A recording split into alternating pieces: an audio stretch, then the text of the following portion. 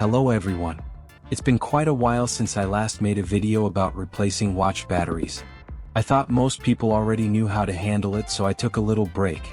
But surprisingly, there's still a loyal group of viewers gently reminding me, please keep making these.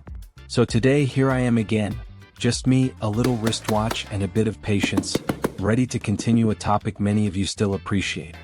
And if you find this video helpful or simply less confusing than wrestling with a watch that refuses to tick, feel free to leave me a like. It's a tiny gesture, but it brings a lot of joy, almost like the moment a stubborn old battery finally pops out. And as you can see, once I put the new battery in, the watch runs normally again. But I still check it one more time with a voltage tester. It may sound a bit unnecessary, but there are two good reasons for doing this. The first reason is simple. I want you to know that every step I take is properly verified. If something can be measured, I measure it. It keeps everything clear and trustworthy. The second reason is to check how much power is left in that AA battery. That way, when I recharge it later, I can time the charging more accurately, not too little, not too much. This helps the battery last longer and keeps everything under control without having to recharge it repeatedly.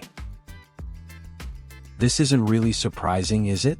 A good AA battery that can bring a watch back to life will naturally show a normal voltage when tested. Nothing mysterious there. So I'm going to mark this battery right away to avoid mixing it up later. It's completely drained, not a bit of power left. And here's something many people overlook. When a battery stays empty for too long, recharging it becomes harder than usual. It's like trying to wake someone after a long nap. They don't spring up instantly. Honestly, these batteries are so cheap that most people wouldn't bother keeping them. But imagine your home is far from any store, and you suddenly need the device to work. What then? That's when we rely on a small trick. Simple, quick, and just enough to get you out of trouble when you have no other option. Now we begin the first step to revive the battery. Mix a light saline solution at a 1:9 ratio. It sounds simple, but this mixture has a few useful qualities many people overlook. First, once salt dissolves, the solution conducts electricity better than plain water. This helps create a friendlier environment to restart small reactions inside the battery, especially if it's been idle for a long time. Second, diluted salt water is mild. When we soak the battery's contact area, it loosens light residue without damaging the surface, a gentle way of waking it up. And the best part is convenience. Just salt and water, things most kitchens already have, so when you need a quick fix, you can mix it instantly without relying on special chemicals. For the next step, prepare a piece of aluminum foil, tear it into 5 to 7 small pieces, roll them into tiny balls, and drop them into the cup with diluted salt solution. Here's why: simple action but surprisingly effective. First, rolling the foil increases surface area in contact with the solution, helping electrical charges move evenly and reactivating the battery's dormant contacts. Second, these little foil balls act as temporary conductive points, creating a stable environment that allows tiny currents to flow smoothly. Finally, this also reduces shock to the battery when it meets the solution. The foil acts like a buffer, letting the wake-up process happen gently rather than abruptly. Here, I'm using a phone charger with a very low power output. The reason for choosing this is to provide the battery with a gentle, manageable amount of energy during charging. If we used a stronger source, the battery could be overloaded or generate too much heat. Not ideal, especially for a battery that's been drained for a long time. A low power source allows the battery to take in energy gradually, safely, and helps extend its life during the revival process. As for this charging cable, the plug that normally connects to the phone can just be cut off. In this video, my old cable was already broken, so it's perfect for reuse, no longer needed, so we can repurpose it. It's simple. Split the cable into two ends, one connected to the battery's negative terminal, the other to the positive. This way, we've created a gentle, safe source of power to recharge the battery without any special equipment.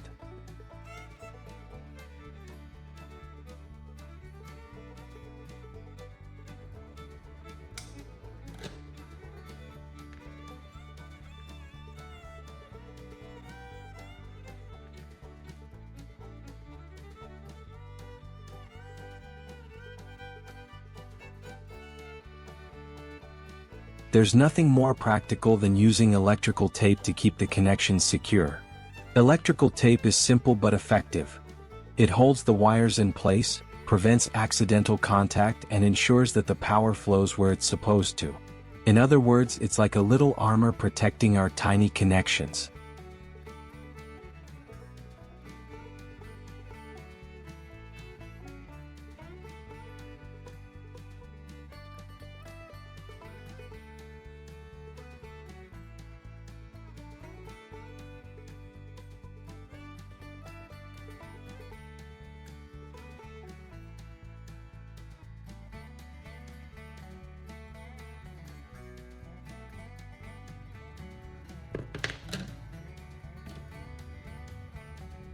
There's actually another quite effective method. The remaining end of the cable doesn't need to be connected directly to the battery's negative terminal. You can simply wrap it with a small piece of aluminum foil. Then drop the entire setup into the cup of diluted salt solution, where the rolled up foil balls are already in place. Finally, plug the charger into the power source and wait about 2 to 3 minutes.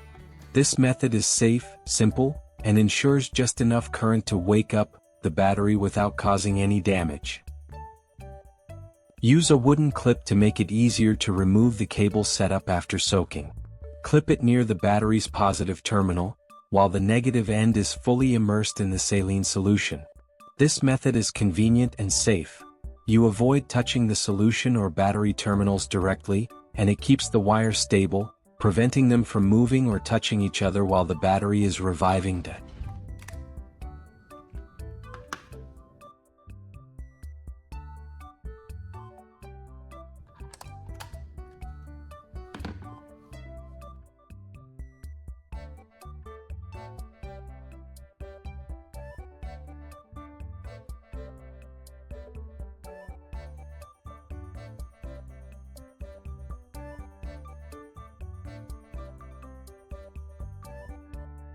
After about 3 minutes in real time, it's time to remove the cable setup and peel off the electrical tape, eliminating the connections.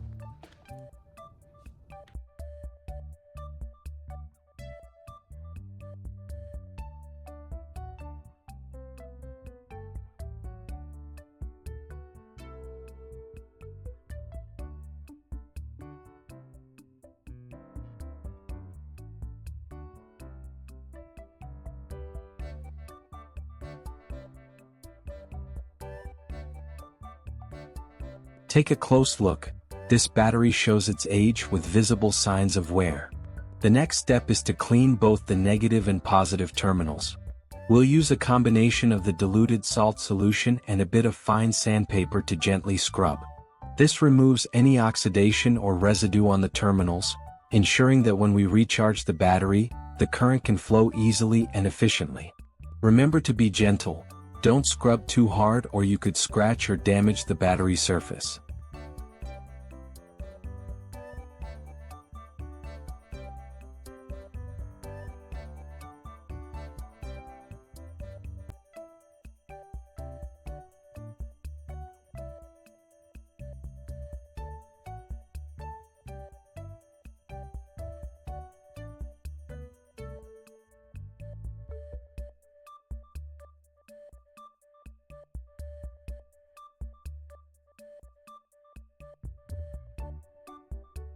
As for the battery body, we can clean it more simply.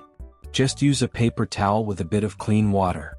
This removes dust or light residue on the battery casing without wetting the terminals or affecting the battery structure.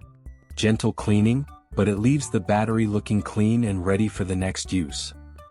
At this step, we use the voltage tester to check the battery, making sure it has enough charge and the terminals work properly.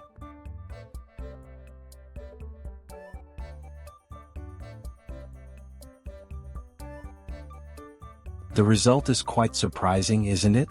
While the battery's stored energy has decreased a bit, it's still perfectly fine for long-term use.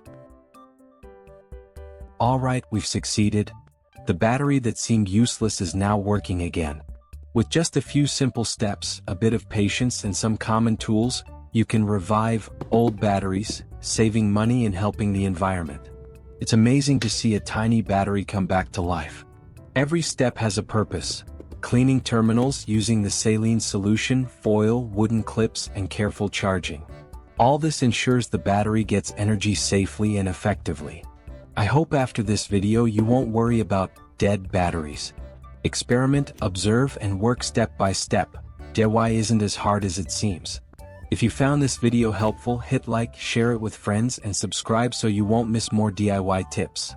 Thanks for watching and see you in the next video.